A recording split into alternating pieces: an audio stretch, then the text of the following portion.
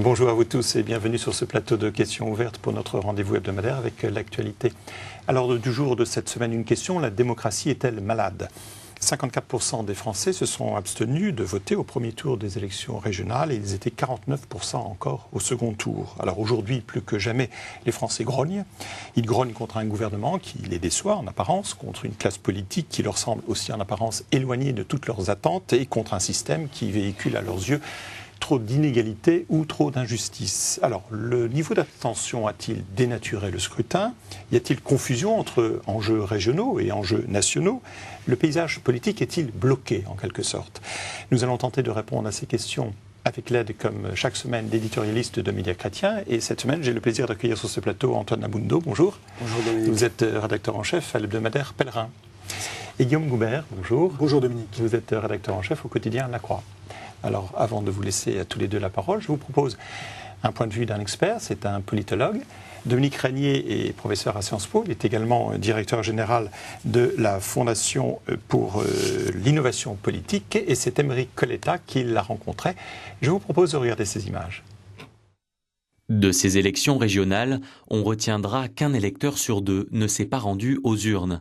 Nous avons demandé à Dominique Régnier ce qu'il en pensait. L'abstention ne dénature pas le scrutin. On ne peut pas, par exemple, à partir de l'abstention, contester la défaite de la droite, qui est une défaite très nette. Simplement, ça qualifie le type de scrutin. C'est un scrutin qui sanctionne la droite, mais dans un contexte d'effondrement de la participation des électeurs de droite. Ce ne sont pas les électeurs qui sont passés de la droite à la gauche, ce qui serait à mon avis la situation la plus compliquée pour la droite. Ce sont des électeurs qui n'ont pas été convaincus de soutenir leur camp et qui sont restés chez eux. D'ailleurs, le phénomène de l'abstention massive se retrouve aussi chez les électeurs de gauche, qui se sont un peu moins abstenus que ceux de droite, évidemment, puisqu'ils ont gagné, mais massivement quand même, si bien qu'il n'y a pas, en tout cas à mes yeux, une vraie dynamique favorable à la gauche. Il y a un mouvement très défavorable à la droite, mais pas encore une dynamique favorable à la gauche. Chaque élection a des enjeux spécifiques. Pourquoi alors les sujets nationaux occupent-ils de plus en plus le devant de la scène ? Évidemment, il est impossible, dans le contexte désormais du quinquennat, de ne pas penser à l'élection présidentielle quand on pense à des élections qui, quoi qu'étant régionales, se sont déroulées sur l'ensemble du territoire national à 2 ans de l'élection majeure. Donc ça ne peut pas être dissocié. Ça ne veut pas dire que les Français ont voté au régional comme ils voteront aux élections nationales, à l'élection présidentielle. Là, ce serait un raccourci extrême et sans doute très périlleux. Contrairement au PS et à l'UMP, Europe Écologie a su mobiliser massivement son électorat. Mais est-ce vraiment significatif d'un bouleversement profond ? Pour moi, l'enseignement majeur de ce scrutin, c'est le triomphe d'Europe Écologie. Ça n'a pas été assez souligné. Le Parti socialiste lui-même ne réalise pas un score extraordinaire et au fond est victime d'une abstention massive. En revanche, Europe Écologie est le seul mouvement politique. Alors c'est vrai qu'il est un peu difficile à repérer parce que ce n'est pas un parti comme les autres, mais c'est le seul mouvement politique qui a véritablement triomphé à ces élections régionales.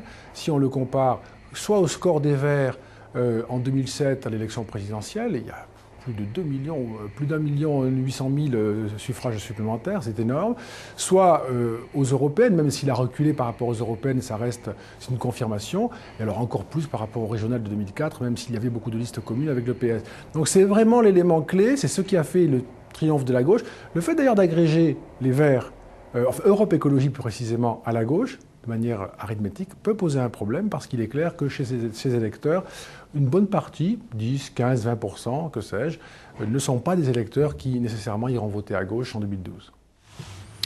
Alors, nous n'allons pas faire de l'analyse électorale, bien entendu, ici, mais je vous propose de prolonger un peu ces réflexions de Dominique Régnier. Je vous propose de reprendre notamment le premier point sur l'abstention. Antoine Abundo, vous êtes d'accord avec son analyse ? Globalement, moi, je suis assez d'accord avec lui, mais pour ajouter quelque chose, moi, j'aurais tendance à dire que j'ai l'impression qu'on dramatise un petit peu la situation. C'est-à-dire que, d'abord, pour essayer de la relativiser, prenons l'exemple de l'élection présidentielle américaine. On a un électeur sur deux qui se qui va voter pour le président des États-Unis.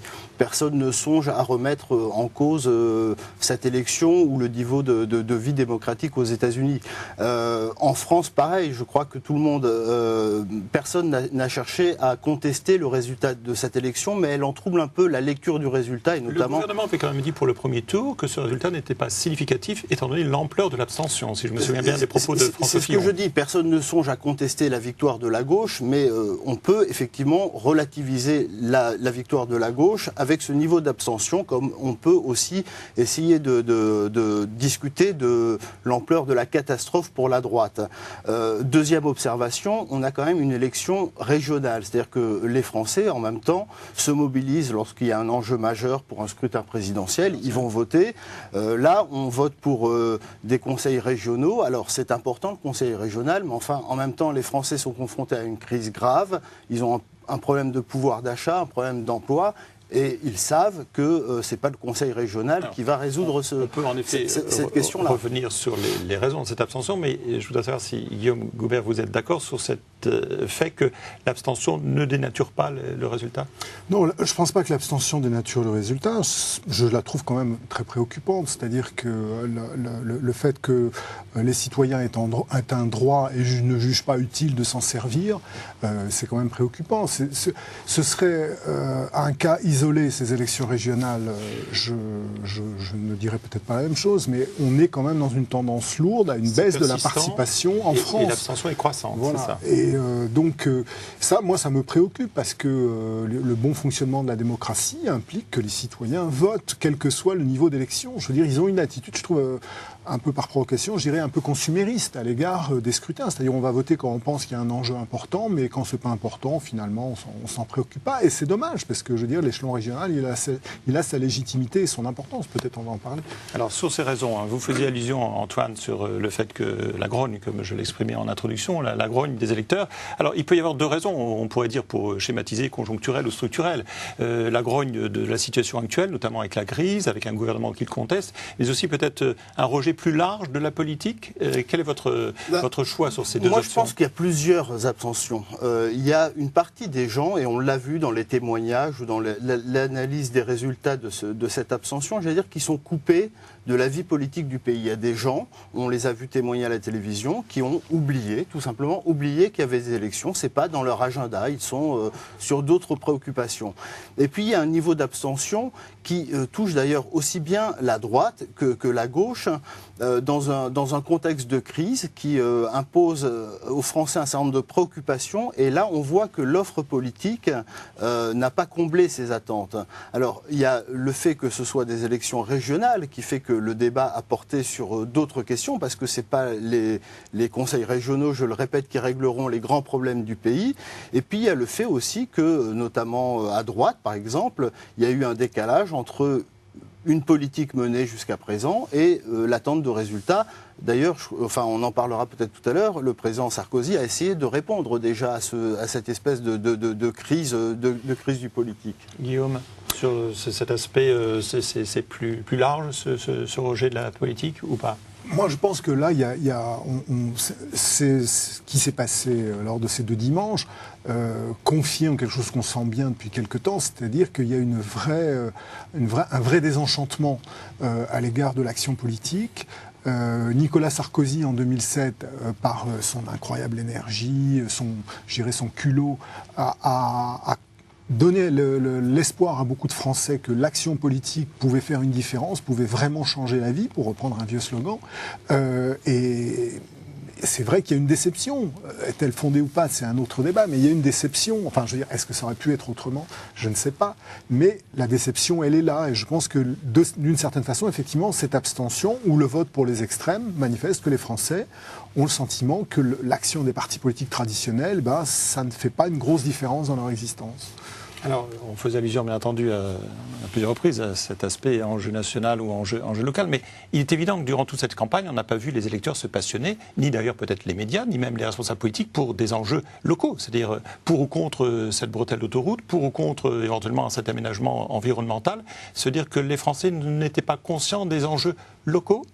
Moi, je dirais d'abord, c'est pas la faute à la presse, parce que nous qui lisons les journaux de manière un peu attentive, on a quand même fait le travail d'explication pédagogique, à quoi sert une région, quels sont les grands débats, les transports, l'éducation, etc. Moi, je pense que les journaux, et on en a interrogé quelques-uns dans la presse quotidienne régionale, ils ont fait ce travail d'explication, etc. Il n'y a pas eu une grande campagne de la part des listes. On a quand même eu une campagne un peu polluée, j'allais dire, par des polémiques, des affaires, des insultes, etc.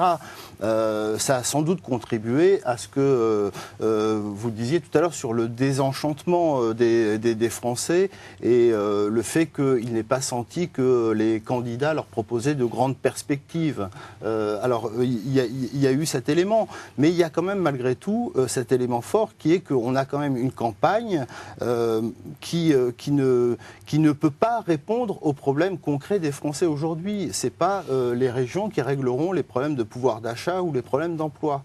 Et je crois que ça, c'est les préoccupations fortes des Français. Puis il y a quand même un effet qui dédramatise aussi le résultat et le niveau de l'abstention. C'est l'élément fort qui est que à mi-mandat, comme on a toujours un vote, j'allais dire, contre et aussi un niveau d'abstention assez élevé. On est quand même dans un schéma assez classique de la vie politique française. Alors c'est classique, Guillaume Goubert, c'est-à-dire qu'à chaque élection intermédiaire, bien souvent, en effet, les résultats le montrent, on va contester le pouvoir en place qui n'apporte pas les solutions qu'on espérait. Oui, bien sûr, oui, c'est les élections de la confrontation avec le réel. C'est-à-dire que c'est vrai que quand il y a des grandes échéances type en France présidentielle, dans d'autres pays ce sera plutôt des législatives, comme en Allemagne, effectivement c'est un moment où on espère un changement, ce sont des moments d'alternance souvent. Et là ces élections intermédiaires, généralement ce sont des élections qui ne peuvent pas provoquer une alternance. Donc ce sont des élections où une partie de l'opinion exprime sa déception, soit par l'abstention, soit par un vote protestataire. Je voudrais juste faire une petite remarque, c'est que on est dans un système démocratique où généralement il n'y a pas vraiment de primo sortant, justement, puisqu'on parle d'alternance, où très souvent on est dans une vie politique qui est beaucoup plus chahutée qu'autrefois, où souvent à la fin du premier mandat, les responsables politiques se font congédier. Il faut quand même noter que certes il y a eu une vague rose-verte, mais que les scores de certains présidents de région sont quand même très très impressionnants et que ça laisse quand même penser qu'ils font un boulot qui est reconnu, quoi. Je pense à Martin Malvy en Midi-Pyrénées qui a battu le record, il y a Ségolène Royal, Georges Frêche aussi controversé soit son cas, mais il semblerait qu'en tout cas dans sa région il soit populaire. Alors c'est peut-être pour de mauvaises raisons, mais en tout cas il l'est. Mais en tout cas vraiment on ne peut pas dire que les sortants socialistes aient été désavoués sur la politique qu'ils ont menée dans les régions ces dernières années. Alors messieurs, vous ne pensez pas que selon que ça arrange ou pas ceux qui nous gouvernent, on a tendance à faire d'un enjeu local un enjeu national? Si ça peut éventuellement, comme on dit aussi souvent, politiser une élection, c'est une manière aussi éventuellement de la gagner plus ou moins facilement. Non, mais je crois que les Français avaient déjà répondu à travers un certain nombre de sondages sur cette question-là. Alors il y a toujours au deuxième tour surtout un niveau national qui revient très fort, mais les Français savent pourquoi ils votent et dans les sondages c'était assez clair, il y avait un niveau environ de 70% des électeurs qui disaient je me détermine sur des éléments du débat local. Je crois que le débat national c'est maintenant qu'il va avoir lieu, c'est-à-dire quelle est la réponse qu'on apporte à cette crise du politique. Moi je disais tout à l'heure un schéma assez classique dans le paysage français. J'ajouterais malgré tout un élément de nouveauté, c'est qu'il y a eu la crise, une crise de dimension non connue jusque-là, qui est passée par là, et qui accentue, j'allais dire, l'effet classique de démobilisation, ou de grogne, ou de vote contestataire. Alors pour terminer juste sur ce point, confusion possible ou pas entre le local et le national, et Guillaume, est-ce que vous pensez que la situation politique en France fait qu'il y a trop de niveaux et que les électeurs sont intéressés quand ils vont élire leur maire, le premier degré ou quand ils vont élire leur président de la République. Et entre les deux, il va y avoir une réforme bien sûr à ce sujet, entre les deux, ils ne savent pas trop, entre les élections générales pour le Conseil général, les élections régionales pour le Conseil régional, et que c'est ça qui porte à confusion. Probablement un petit peu, mais en même temps, j'ai l'impression que les Français sont assez lucides sur l'effet de leur vote, parce que je dirais leur degré de mobilisation est assez proche des pouvoirs réels des uns et des autres. C'est-à-dire que les élections européennes, pour l'instant, on ne s'est pas encore rendu compte que le Parlement européen avait du pouvoir, donc les Français ne sont pas très motivés pour aller voter. C'est donc une impression qui est largement fausse, à mon avis, mais peu importe. Les élections régionales, effectivement, ils ont le sentiment que ce n'est pas décisif. En revanche, la participation pour les élections cantonales, pour les conseils généraux, les départements restent un échelon très très populaire en France. C'est pour ça que la réforme des collectivités locales est si difficile à faire. Et puis, effectivement, l'élection présidentielle, l'élection municipale, qui sont un peu comme vous dites, les deux points les plus importants pour les électeurs. Bon, je trouve qu'ils font une assez bonne analyse, en fait.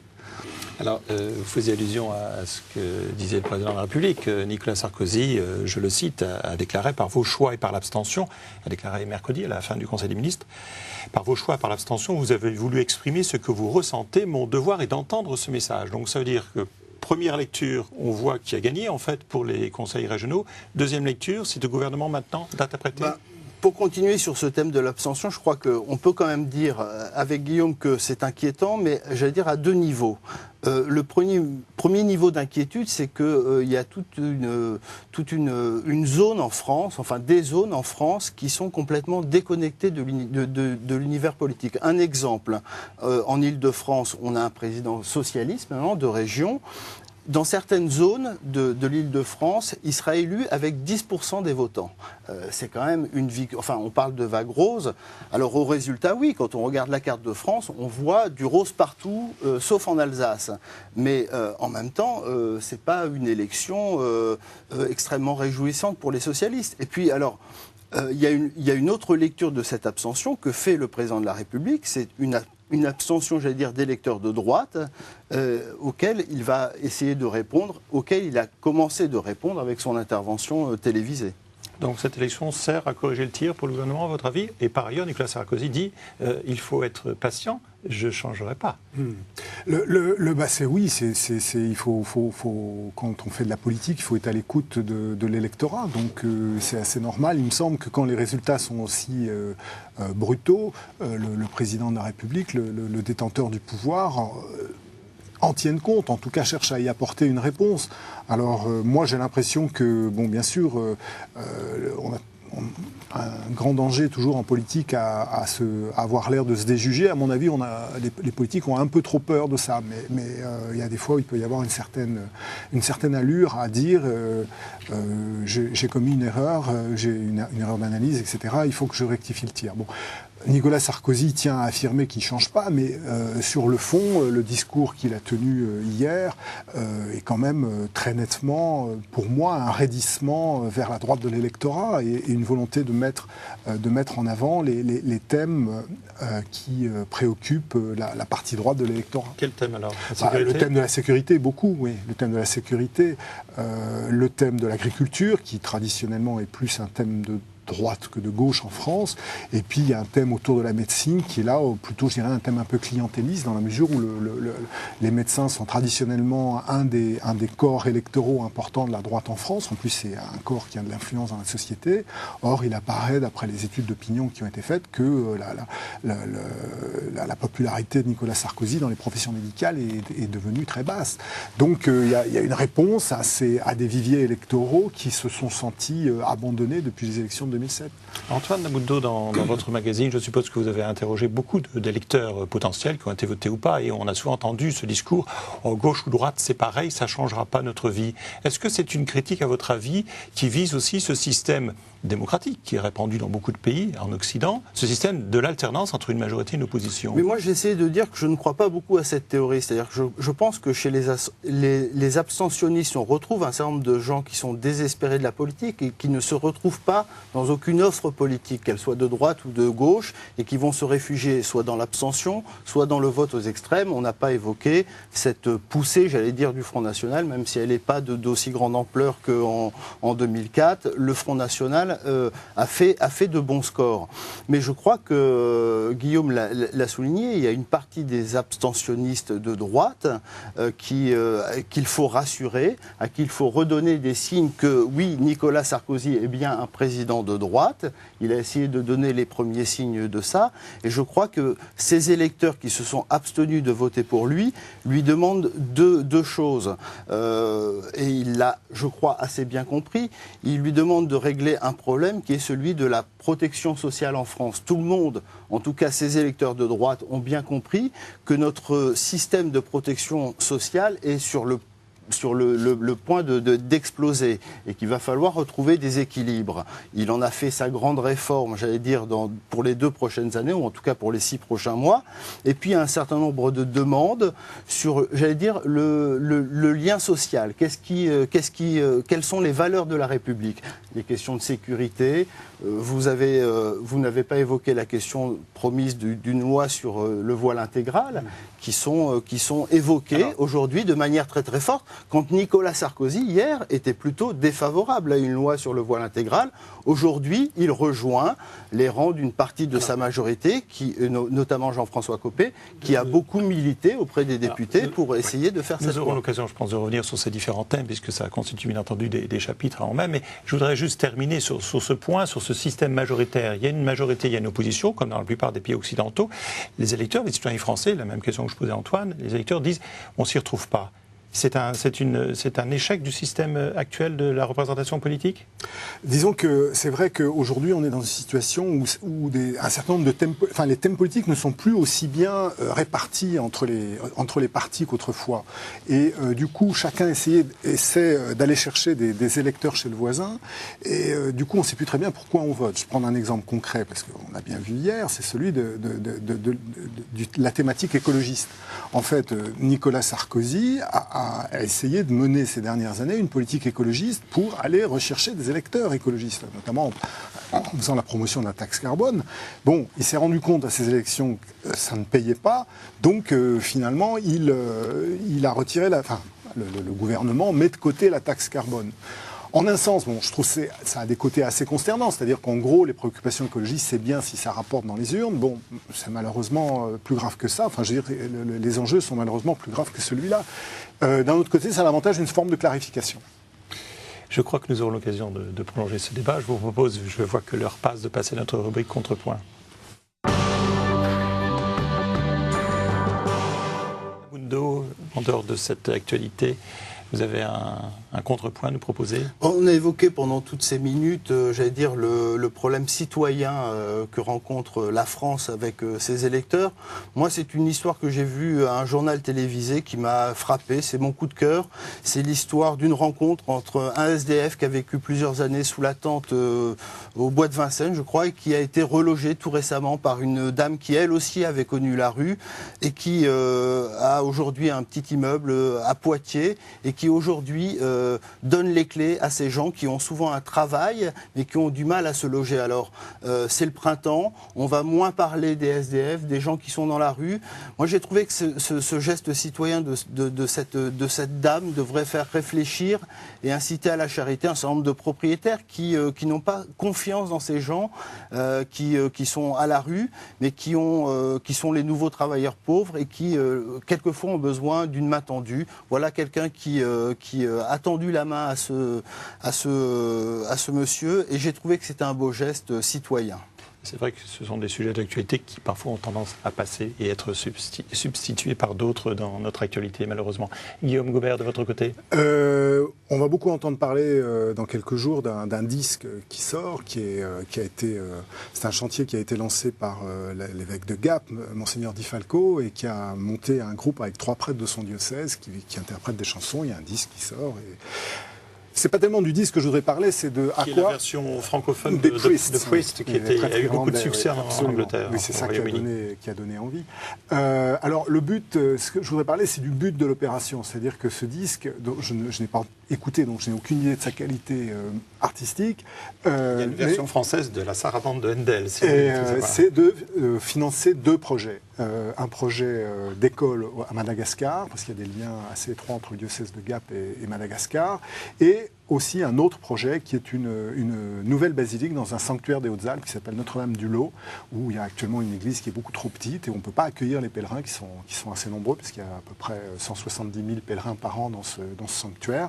Et donc il va y avoir un concours d'architecture qui va être lancé pour créer une nouvelle basilique qui pourrait être une très belle chose du point de vue artistique. Et donc je trouve que dans les 2 cas, ce sont des projets qui en valent la peine. C'est aussi une nouvelle forme d'expression culturelle et aussi de communication en utilisant les outils modernes. On l'a vu avec le denier du culte et les campagnes pour l'Église. Donc, en effet, on peut attirer notre attention sur ces nouveaux outils culturels. Cette émission s'achève. Je vous propose de la revoir ou de réagir en consultant notre site internet www.ktotv.com. Il me reste, Antoine Guillaume, à vous remercier pour cette semaine et à vous donner rendez-vous après les fêtes pascales. Je vous souhaite donc d'ici là de très joyeuses fêtes. Au revoir.